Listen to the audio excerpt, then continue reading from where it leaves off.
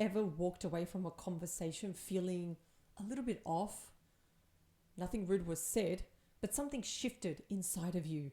Maybe it was a comment that sounded supportive, but didn't feel supportive. Maybe it was someone close to you who smiled at your success, yet somehow made you feel smaller afterward. So today we're going to be talking about fake friends, fake energy, and those subtle comments that have double meaning. So betrayal doesn't always come with confrontation. Sometimes it comes wrapped in politeness. And if you've been questioning someone's intention, this video is for you. So let's explore fake friends, fake energy, and those double comments, those comments that have double meaning. So fake friends rarely announce themselves. We know that. They usually hide their frustration, they hide their jealousy. They don't storm out and they don't insult you directly. They stay, they observe, and they smile. So fake friends often love you when you're struggling because your pain doesn't threaten their identity. But when you start healing, when you start growing, when your confidence becomes greater and stronger, that's when things change. They start pulling back. They stop asking questions. They make small jokes that don't quite land right. And they will always use that excuse. It's just a joke. Can't you take a joke? But there's always that line, that thin line that they always have to cross. There's one thing about having innocent jokes, but then there are those jokes that are at your expense. And there's always that underlining meaning behind it. Now, why do people turn fake? Not because you did something wrong, but because your expansion reminds them of what they're avoiding or something that they haven't reached yet. And here's the hard truth. Some people don't want to see you fail. They just don't want to see you outgrow them. And that doesn't make you arrogant. It makes you honest with yourself. So fake friends don't betray you loudly. They do it with smiles. They're comfortable with your struggling, but uneasy when you start winning. If your growth makes someone distant, believe what that distance is telling you. Not everyone is meant to grow with you. When you start to succeed, that's when things change. That's the honest truth. You will have people that will support you, but some people will not support it. And that's a hard thing to accept and understand. So let's talk about the comments, because words matter, but so does energy. How would you feel if I said this to you? I'm so happy for you. Notice my tone. Notice my energy. I'm happy for you. Very different from I'm happy for you. It's very, very different, isn't it? So it's almost like there's already that double meaning behind it. I'm happy for you, but I'm not really happy for you. So someone that's really, really happy, usually their eyes will light up. Or if someone says, you've changed, what they really mean is you don't respond the way you used to. Must be nice. Notice how I said that casually. That's probably laced with comparison. These comments are confusing because they're designed to be. They give the speaker plausible deniability while placing emotional weight on you. And many sensitive, intuitive people may even gaslight themselves here. So you may even tell yourself, maybe I'm overthinking. Maybe I'm too sensitive. But you need to understand, intuition doesn't scream, it nudges. If you feel drained after certain conversations, if you replay comments in your head, if you walk away feeling smaller instead of supported, that's information. Not paranoia, not ego, that's information right there.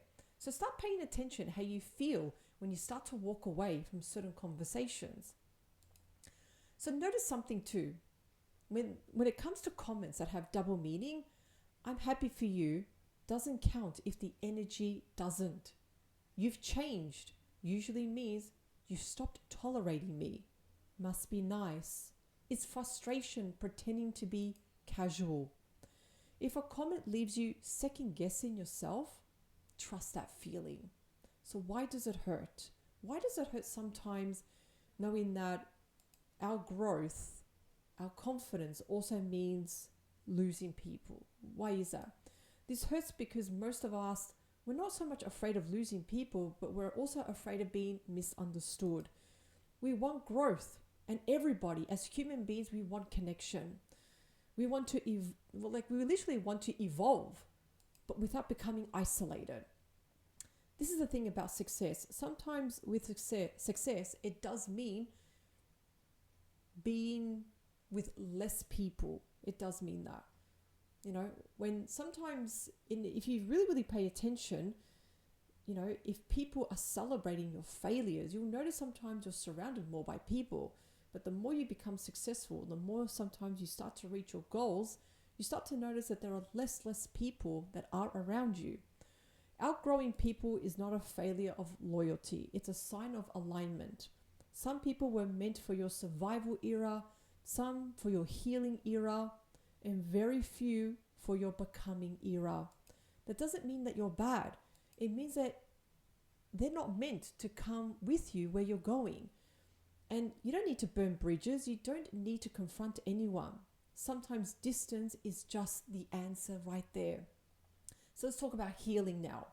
So here's the soft truth beneath everything I just mentioned. Real support feels safe. It feels calm. It doesn't confuse you. Real friends don't compete with your growth. They celebrate it. And the moment you stop explaining yourself to people who benefit from misunderstanding you, that's when your nervous system starts to relax. You don't owe anyone an explanation. You don't owe everyone access, and you don't owe everyone every update. You don't owe everyone the old version of you. Choosing peace is not avoidance. It's also self-respect here. If this video resonated with you, I want to remind you that you're not too much. You're not imagining things, and you're not wrong for protecting your energy. Pay attention to who claps when you win and who goes quiet. Pay attention to who celebrates your healing and not just your hardship. And most importantly, trust the version of you that finally feels clear. Growth will cost you some people, but it will also give you yourself, and that will always be worth it. Because right now, loving yourself, making yourself evolve, making yourself grow, trusting yourself, doing new habits, doing new things for yourself, learning new things, that's growth. That's how you start to change. You start to change your behavior, your thinking, but most of all, you start to change your destiny. Surrounding yourself with fake people will only just drain your energy. Sometimes we need to stop and we need to look around who we are surrounding ourselves with. If you're trying to give up a habit, let's say smoking, but you're surrounding yourself with smokers, it's time to change. And think about it for a moment.